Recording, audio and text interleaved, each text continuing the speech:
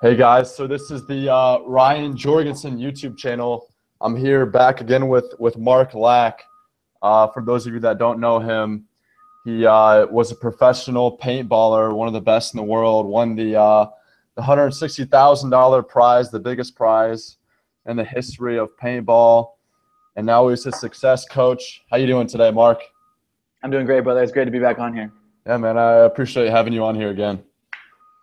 So let's get it started. Let's do it, man. So first question, the big question of the day. Very specific question. I know you don't like the vague questions. So all right, first one. So what specific habits and rituals were you able to take from you being a professional paintballer and translating that into the business world?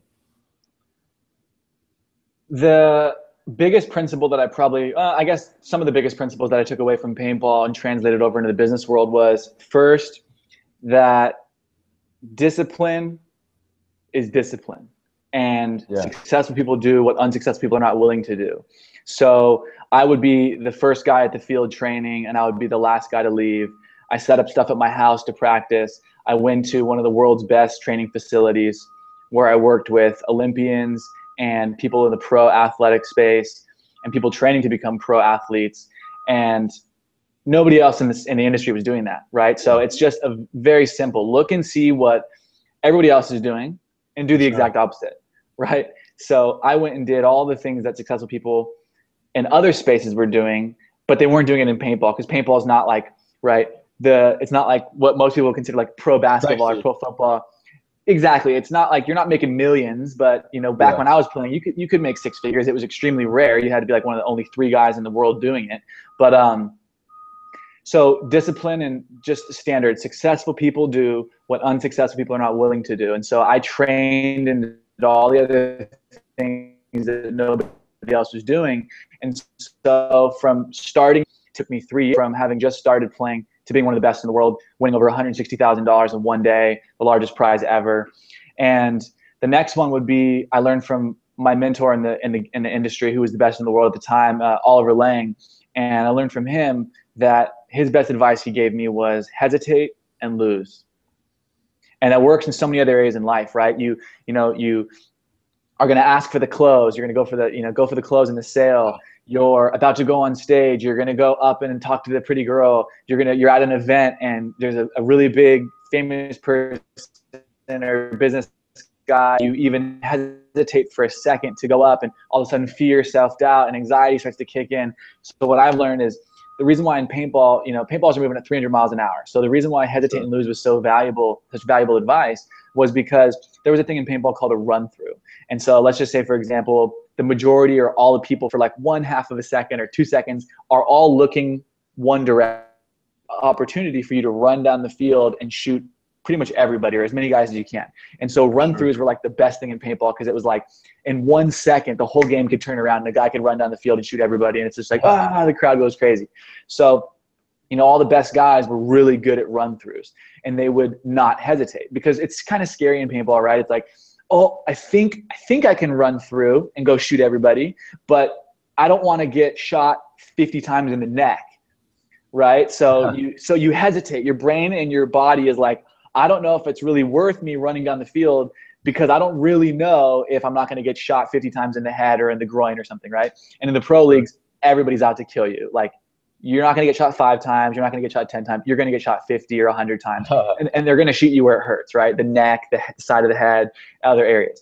So hesitate and lose was so powerful. And I use that so many times in my life. When I feel myself start to want to hesitate for whatever situation I might be in, immediately I just go for it. And so you start to condition yourself that when you feel like there's a celebrity person at this event, I'm going to go talk to them.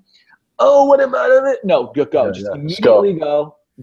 And what you should do, of course, I don't want to give people blind advice. Oh, just go do it and don't be prepared. No, that's not what I'm saying. What I'm saying is, hopefully you've already been prepared, and when the opportunity does happen, you're ready to go. And the old cliche saying, right? Luck is opportunity, the crossroads of opportunity and preparation meeting.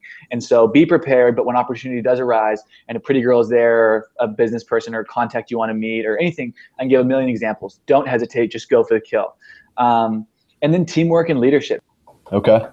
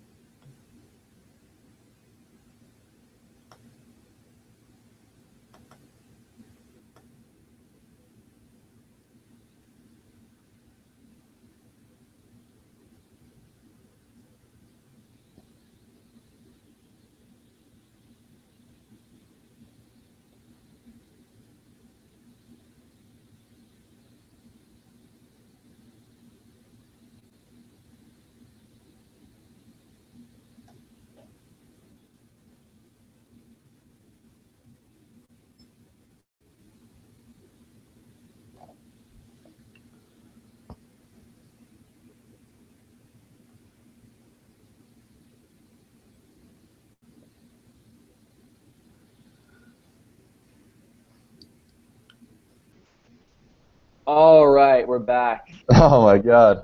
What an adventure. Seriously, dude. Every time you got, champagne problems with technology these days, right? I know. Literally just got a new laptop today for this interview, and now we're having these issues. It's ridiculous. No worries. Well, we're back up and running. Let's make it happen and add some value. For sure. All right, so going back, you said teamwork and leadership. Yeah, teamwork and leadership's huge. In any situation, I would always prefer to be the leader than the follower. For sure. And so, that's one of the roles that I took in the position of the team. Even though I was one of the youngest guys, I took a leadership role, and I led by example. And so that's probably one of the best things I can say is, lead by example. If you really want to be a leader, it has very little to do with what you talk about, what you say, but it has everything to do with what you actually do and how you show up. And so that's probably the best advice I can give in regards to team in a nutshell, right? Without getting into it, being a team player and a team leader boils down to how you show up and that you perform as a leader and that you show up as your best and that you're doing all the other things that you want your team to do. And so, those were some of the top 3 lessons that I took away. Again, reiterating them, starting from the last one, being a team leader and showing up and being a leader by what you do, not what you say. The other one was hesitate and lose. And then the other one was successful people do what unsuccessful people won't do. So whatever it is that you want to be successful at in life, go and find the best guys in the industry and do what they're doing and do it even better. For sure. So that's a great value there. Also, let's dive into peak performance here. So what are some specific rituals you see in people that are trying to prime themselves for peak performance, whether it's in business, sports, relationships? What kind of things are you seeing as far as that? What's the question? People that how to prime themselves? Yeah, as far as like achieving peak performance, what types of habits are you seeing people using to get to that high level of performance? Peak performance boils down to one thing in a nutshell, and that's constant and never-ending improvement. You can't possibly be at your absolute best, which we'll just call peak performance, full potential, whatever you want to call it, right? You can't possibly be at your best as soon as you stop growing.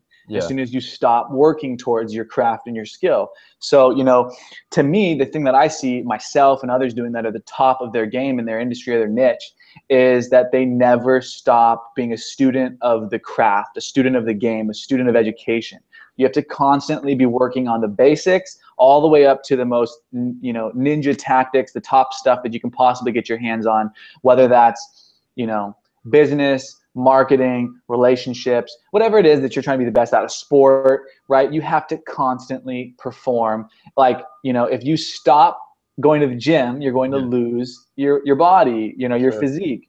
If you stop showing up in your relationship's going to deteriorate. If you stop studying all the newest, best marketing for online or anything, what are the trends happening in the industries, you're going to fall behind, right? So what worked yesterday may not work today. So you have to constantly be staying on top of your game through education and perfect practice and repetition over and over and over again. So basically what you're saying is peak performance is an accumulation over time of doing things in repetition. Is that correct? In a nutshell, you can achieve peak performance right now, even though you maybe don't have an accumulation of things that you've compounded. For example, you could achieve peak performance because I could push you. For example, if we went and did a crazy workout, some of the stuff that I used to do when I trained for paintball, right, with the top athletic trainers in the world. If we went and did that, because I know all the exercises that we did and I run myself through them still, and they're super, super, super intense workouts. And if we just did those workouts, you would be achieving your peak potential because I would be pushing you and we'd be pushing each other to pure exhaustion, to the point where we have nothing left to give. That is peak potential. That's peak performance in a nutshell. The other side of peak performance is path of least resistance. How do I achieve maximum results with the least amount of effort? So it's almost counterintuitive. To me, there's 2 types of peak performance in a sense, and I'm always looking to achieve both. How do I push myself to my maximum potential? And how do I push myself to producing the best results with the least amount of effort? Does that make sense? For sure. So as far as, I haven't talked about this part yet of the equation, as far as persistence, that's one thing I'm starting to see a pattern of successful people, in the sense that they're not afraid to annoy people, to bother them, to get in their face and say, hey, it's me, you know, I need you to listen to this. Yeah. For example, you know, just getting your attention to get an interview, I got to text you like 3 million times, you know, but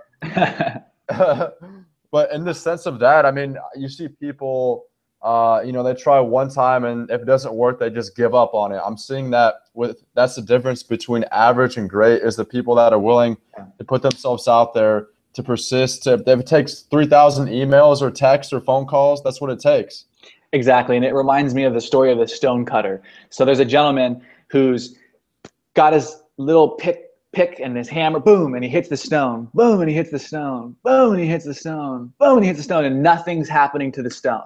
This guy must be crazy. He keeps hitting it and hitting it and hitting it, and nothing's happening. And then after 1,000 tries of hitting it, the last hit, 1,001, boom, the whole stone splits in half.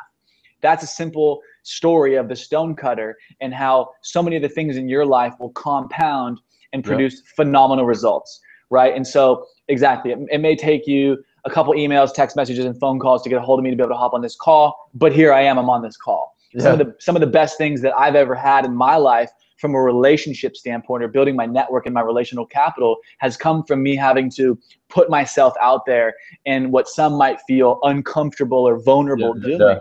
And for example, you know, 25 phone calls, 18 emails. That's like, I think, my maximum I've ever had to send to somebody to get a hold of them. It was literally like 18 or 20 emails and like 20 or 30 phone calls and voice messages. And I didn't get responses to the 18 emails or the phone calls. For sure. I just made that many phone calls and that many emails.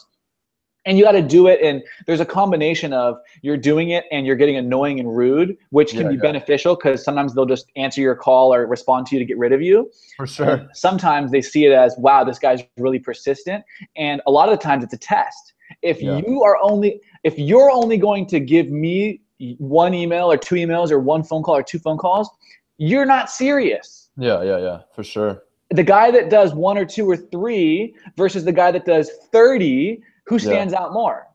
Yeah. The guy that does 30, because I don't even remember in a day or a week or a month who hit me up one or two or three times. But the guy that's just, there he is, that's the guy that I'm going to go, you know what? Shit. I'm going to call this guy back. I'm going to email him back. I'm going to have somebody set up a phone call for us. I'm going to have him come to me, whatever. I'll accept the lunch or the dinner, right? Not pridefully, but humbly. Just, I have a lot going on. And if everybody who pulled me in every direction got my attention, I would get nowhere, and nobody would want my attention because I'd be nobody. So the point is, you have to set up these barriers and these filters where you are putting people in a position where they can't get a hold of you as easily, because and it's not rude. You have to understand that the higher up you go up the ladder, whatever that means to you, the more people want your attention, the more valuable your time and your advice becomes. And so people set up filters and barriers so that you can't get to them, right? And so that's why you have to set it up where it's 18 emails, 25 phone calls. Like for me to get Brian Tracy, the legendary sales expert and best-selling author, to endorse my book, before my book was even written, I had just documents typed in a Word doc. It wasn't even a book yet. Before I even had anything real and tangible, before I even had a website, before I even had any endorsements from people like John Asseroff or, you know, guys all over the world that are masters in their industry, before I had any of that, I got Brian Tracy to me about 18 emails with his assistant at the time. Wow. And we would go back and forth. And the way that I did it was I went to his website, you know, briantracy.com, whatever it is. And I went to support, contact support. I said, I want to speak to the executive assistant to Brian Tracy. Sure enough, the gatekeeper, in the nicest way possible, right? The gatekeeper, the staff member, the peasantry, the pawn playing on the chessboard, working at that part only, right? Yeah. They just go, okay, whoop, and they just usually pass you straight to the executive assistant. Because there's no barrier between the staff member or the support team and the executive assistant. They can go straight to each other. The barrier is to Brian Tracy. I knew that if I just went the big dog. So if I just go straight from customer service to the executive assistant, that's usually one email and you get there immediately. Yeah. Maybe they send you an email back and say, why do you want to get a hold of them? You say something good, like you're an authority figure. I need to speak with her. It's important. It's regarding Brian Tracy. Oh, okay. And they just do it. And then you get to the executive assistant. This is when the game starts. And I went back and forth, 18 emails, maybe even more. I didn't get a response. I hit her back up. Oh, I'm so sorry. Yada, yada, yada, yada, yada. It took me about 6 months of emails back and forth, back and forth, back and forth, to the point where I finally got her to say, really? Okay. I talked to Brian. He said no. I talked to Brian. It's going to cost money. I talked to Brian. It's not going to happen. Oh, is this? And 20,000 an hour, right? Exactly. And then finally it got to the point where what I did was I tied him in to my vision of where I'm going to be in the future. And I said, I can add value to you then. So if you add value to me now, when I get here, I'll be an influencer and a leader in my space. And I'll be able to direct, and my space is similar to your space, which is why I'm asking for this, right? And then I used some of his language back on him, and I said, remember when this guy took his neck out on the line for you when you were starting out, and you are forever indebted to him? Well, guess what? I'll be that guy for you. Just boom, hook, line, and sinker. And so, long story short, after 6 months and dozens of emails, I finally got the response. And I finally got Brian Tracy to endorse my book before it was even written and before anyone even knew my name. And so, anything is possible, but it just comes right back to, never stop being persistent. If you really want it, you got to keep going, you got to keep going, you got to keep going. And sometimes, even if you don't have anything that makes you unique or special, that makes you stand out from anybody else, and you're all in a line and you're all the exact same, just having you show up 18, 20, 30 times, that makes you stand out, because other people don't have the determination and the power and the gumption and the audacity to keep going and to get shut down and get back up, and go, I know that you said no, and I heard you, but when in one ear out waiting for the yes, all we have to do is figure out how to get that to happen. So what has to happen for it to be a yes? It's simple as that, and you keep going. I'm going to find a way to make it be a yes. We just got to figure out what that's going to take. And as long as you do that, you can get anyone in the world that you want. It doesn't matter. You just got to figure out how to keep being persistent without taking it personal, and just keep going, keep going, keep going. You will get a yes. You only get a no when you accept it. For sure. And let's also not discount the value of creativity in that sense. It's not like you're saying the same thing in the same way every time. You're not like always texting, it could be text, email, call, direct visit. The best ones are this. You send a gift. Law of reciprocity kicks in. If you give somebody flowers, all of a sudden they feel entitled, or not entitled, they feel like it's now a moral obligation of theirs to return the favor, even if that favor is just to simply respond to you. Maybe you've sent 80 emails or 20 emails and they didn't respond to you, and then you look up the address, you get their name, and you send them a nice handwritten card, or you send them some chocolates, or you send them some flowers, or you call the office and say, hey, the executive assistant of so-and-so, okay, what's their favorite candy or food or snacks or a gift? Oh, wow, look at that. And they say, because nobody's going to say, oh, you want to send a gift to the executive assistant? I'm not going to help you. Of course. And you can say, and just for you helping me out, I want to send you a gift as well. What's your name? Oh, wow. Sucking up. And so you spend $50 on some little, trinkets and some gifts, or $100. Who cares? If the value of that relationship is leverageable to the point where it's going to change your life or your bank account, then I think $100, even $1,000 will be worth it, right? So, I know guys that have sent iPads with a pre-recorded 2-minute video or 30-second video on it, and they mail an iPad to Oprah or Richard Branson or any high-level person. And when they get the thing, it says, here's an iPad with a special message on it for Richard Branson. And of course, he's going to open it, right? You want to send me one? Do you see how cool that is, though? Yeah. So you spend $199 and go buy the Kindle HD Fire or the iPad Mini, and you pre-record a small message on it. You download the app that has the video has to play before it can be unlocked, and you send this out for $200, $300 with shipping and handling. And before you know it, you got a world-class person that would never listen to you to open up your freaking iPad and watch your 30-second video. In best case scenario, they don't respond to you, but they now know you. So when you hit them up again, there you are again. Right? So it's like, how much would it be worth for you to get your message to Oprah Winfrey? $100, $500, $5,000. Some people, for me personally, it could be worth $50,000. to For send sure. it because I can make millions.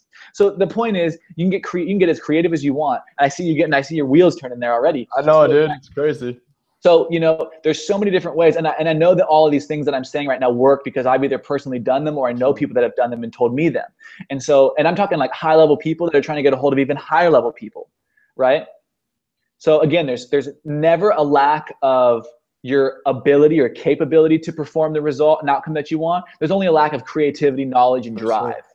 So I'm trying to impart some of that right now. Yeah. But it's like, just thinking about all this stuff, it's like, who actually does this stuff? Nobody does it. Nobody does it. Nobody. That's it. If you want to be remarkable, you have to do something that people will remark about. Yeah. Everybody will be talking about. Somebody sent a freaking iPad here with a 30-second video on it for so-and-so, right? Somebody called me to give gifts to the executive assistant with a letter, and then they gave me gifts, right? Like if the assistant's got flowers on her desk, people are gonna go, oh, who brought those flowers? Some guy named Ryan Jorgensen who sent these flowers and he's trying to get a hold of so-and-so, right? Like what? People don't do that. They think that an email or a phone call is gonna do it, and it might. But if it doesn't, don't go, oh, that's the end of it. No, that's the end of your creativity, knowledge, and drive, wanting to actually come up with something that's going to really make you stand out because everybody else is sending emails and phone calls too. This is crazy, man. It's so true because people they talk about it. And to be honest with you, Mark, that was me about 2 years ago. But now, I remember when we first met. Yeah. I was a lost puppy, man. I remember.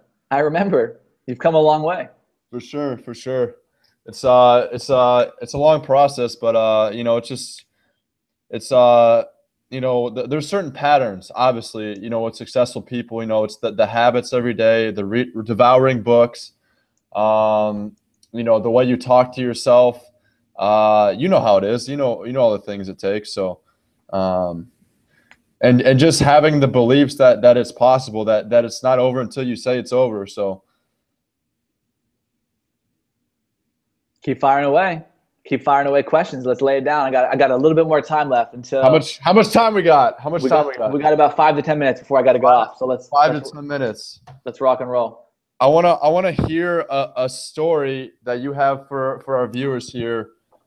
Just something that you think explains that anything is possible. Something that explains that concept.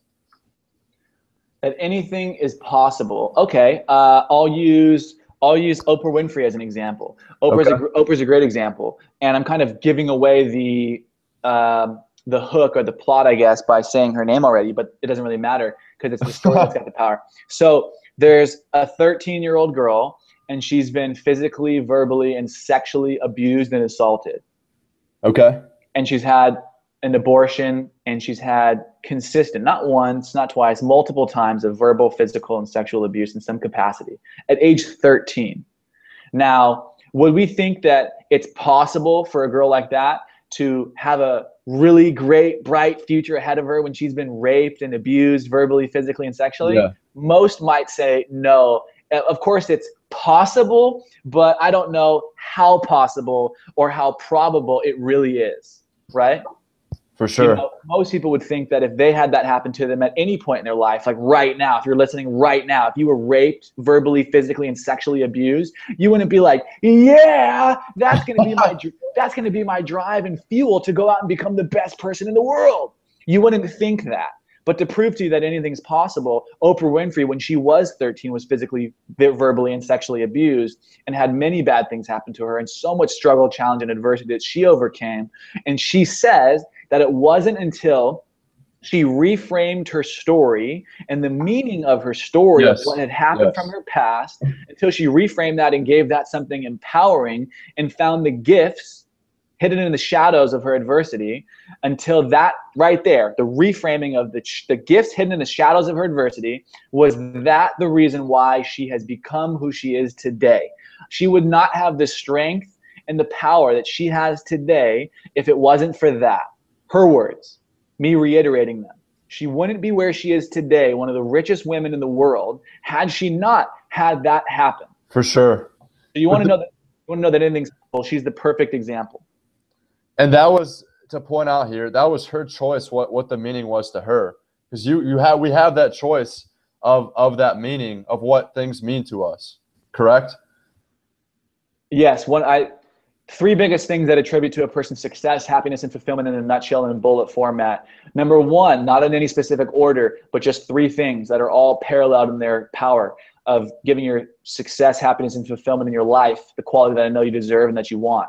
And it's one, your ability to have emotional fitness and emotional mastery over yourself. Two, your ability to have constant and never-ending improvement in all areas of your life to make small but consistent compounding improvements in all the areas of your life. Health, mindset, relationships, financial security, you name it, right? And then three, it's your ability to define and determine what things mean. You decide the meaning of all your experiences. They don't define you. For sure. And so as soon as you take control of those three areas, you are now one step closer, one massive leap closer to having much more control over the quality of your success, happiness, and fulfillment in life. Again, emotional fitness, constant and never-ending improvement, and your ability to determine and define what things mean in the experiences of your life.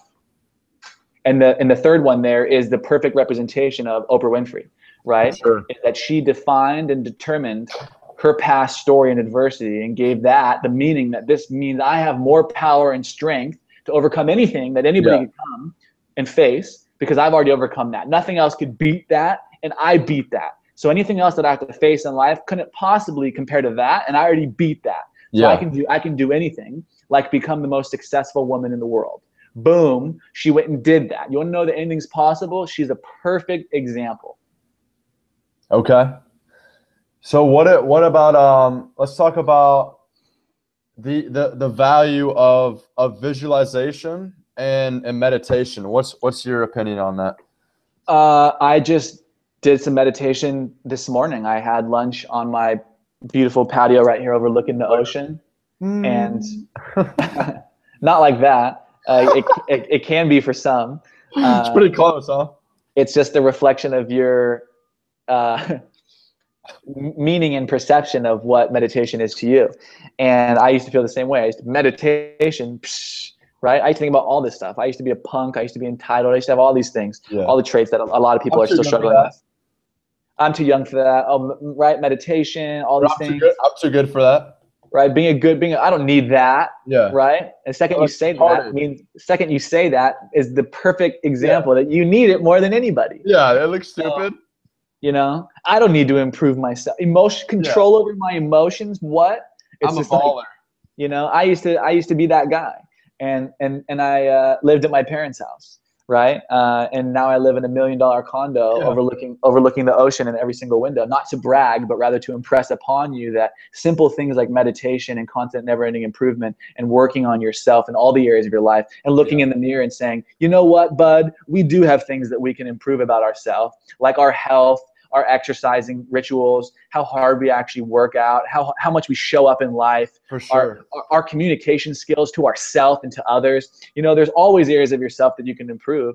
And having invested over $500,000 in improving my personal and professional life, I can still say that I have so many areas in my life to improve. For sure. Right? It never stops. Until you can look in the mirror and say, you know what? I am so excited that I have so much opportunity to grow and then become more, so I can have more, so I can give more. Simple process. And as soon as you can look in the mirror and accept responsibility for the results and outcomes of your life, what's happened, what is, and what will be, until you can do that, you're never going to have total control of the quality of your life or the direction of your life. Meaning your success, your happiness, and your fulfillment is not in your control. And that's probably where you are right now, right? For sure. And so it's just go look in the mirror, accept responsibility for the results of your life, what has been, what is, and what will be, and start reading more books. Start studying. I don't like books. I used to hate books too. Yeah. And then I became successful, right? Yeah. Because I started to like books and start to read books. And if you don't like books, great. You don't have to read books. They have audio tapes, right? Don't find an excuse for why you won't do it. Find a reason why you will. So audio tapes, events, programs for video, whatever, right? This is a video. People don't have to read this. This makes it easy for them, right? We live in an era where everybody wants to see things or hear things. They don't want to actually have to read things or do things. So, I could keep rambling, brother. Yeah.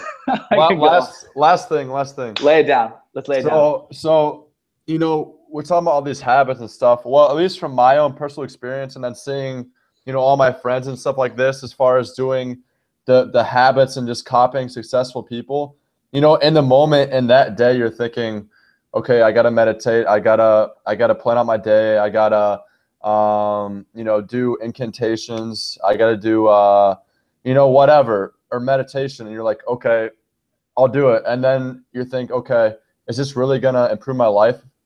Because you're thinking in that moment, okay, because we're an instant gratification society, right? So we're thinking, how can this really over time help us? But if you just stick with it, it's just like having that belief, knowing that one day it will pay off, even though maybe in that moment, it doesn't really seem like it. So you just have to know, and I don't mean to cut you off. I mean to simply riff on the wave that you've created and take it to a higher level, right? Is that this is what you need to know, riffing off of what you're saying. Yeah. Just as if you couldn't see yourself super, super fat and overweight. Yeah. But if you knew that right now today you were going to go and eat a full box of Krispy Kreme donuts. Oh, I'm about to do it right now. Every day for months. Let's just say every day for 1 year, 365 days, you're going to go eat a full box of Krispy Kreme donuts, right? You don't need to know you don't need to see yourself being fat. It's inevitable. But I got high metabolism. Okay, you're up for the challenge. You're up for the challenge. No, hell no. You got a brand new pair of Dre Beats if you do it. Yeah, right? Send them over this way to Toledo. So my point is, you know that if you ate Krispy Kreme donuts or any unhealthy food every single day, that over a whole year you would be a fat slob, right? You don't need to. You can't see it. You can't touch it. Yeah. But you know with absolute certainty that if you ate unhealthy like that every day for a year, you would be super fat and sloppy and disgusting. So, not that fat people are sloppy and disgusting, just that you would become not a good-looking person. Hey, it's a perception, right? So, my point is that if you are studying and you're working on yourself every single day, you don't need to see it, touch it. You just need to know with absolute certainty that if you're doing the right thing at the right time in the right order, the results and the outcomes will become inevitable. Yeah. Right? So for me, I'm sitting here and I'm like, oh, I'm so mad. I'm not making, the money that I want, Of course, it's all relative, right? A little bit ago, I was like, oh my gosh, so much money. But now it's now you're like, so exactly, it keeps changing. So, $250,000 a month won't be a lot when you're making $1 million a month, right? And $1 million a month is not a lot when you're making $10 million a month. And now we're talking about standards here. Standards as well, but without getting into a whole nother tangent, because that's a whole nother conversation. We're getting all over the place, man. Just keeping it on what we're talking about here is, how do I know? You don't need to know anything but the 1 foot in front of you, 1 foot in front of you, 1 foot in front of you. When you look up and you see how far you have to go, it's terrifying, and it totally demotivates you.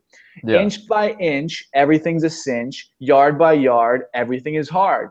So you just have to remember, inch by inch, one little step at a time, anything is possible and it's easy. Yeah. But the second you lift your head up and you go, I make 30 grand a year, how am I going to make $1 million? That's a big goal and you have no idea.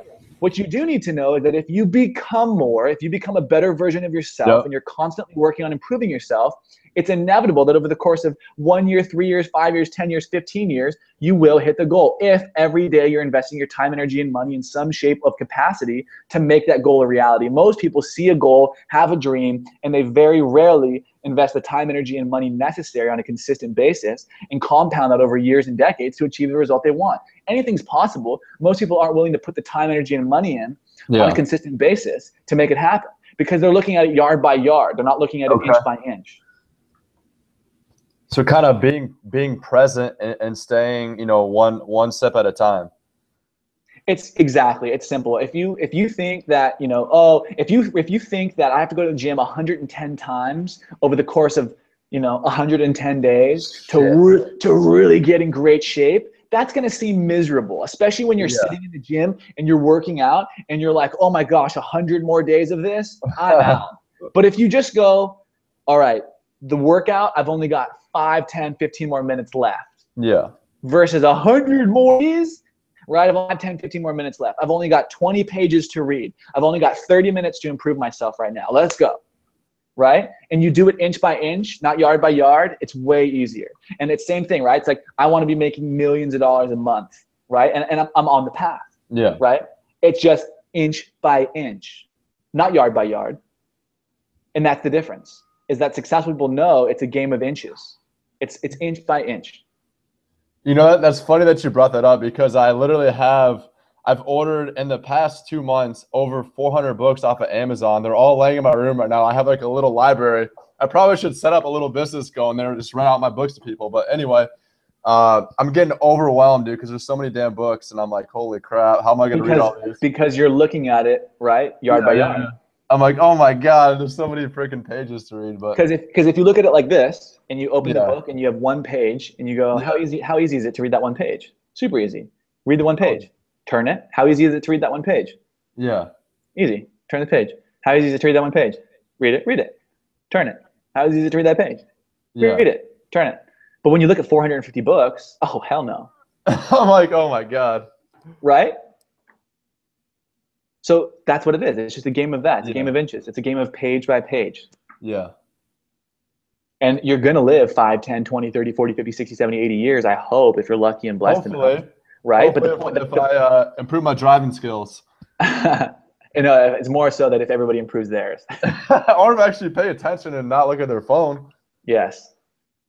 It's become the distraction age with so much information. You know how it is. I know how it is, brother. All right, well, let's end it with something strong. If you have one last question or a piece of advice you want me to drop before I hop off.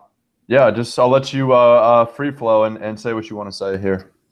I appreciate your time as always, brother. I'm glad that we were able to hop on a quick call here. And plug in a little, I'll send you it over the chat or something. Plug in under the video, wherever it is on the show notes page or something, just a link to the site, because it'll give everybody an opportunity to hop into our newsletter where we offer some special free gifts, like the 21 best lessons from the world's most successful people, and then a 4-part video series that I put together that I could easily charge hundreds of dollars for, but I give it away as a gift because I'm all about adding value. And like I said, become more, have more, give more. I'm at a point right now where I'm constantly trying to become more, have more, so I can give more. And this is my give to you. Are you going to throw in those Beats headphones too? Maybe we'll create a little challenge. Okay, a little contest? A little contest, yeah. Okay. All right, man.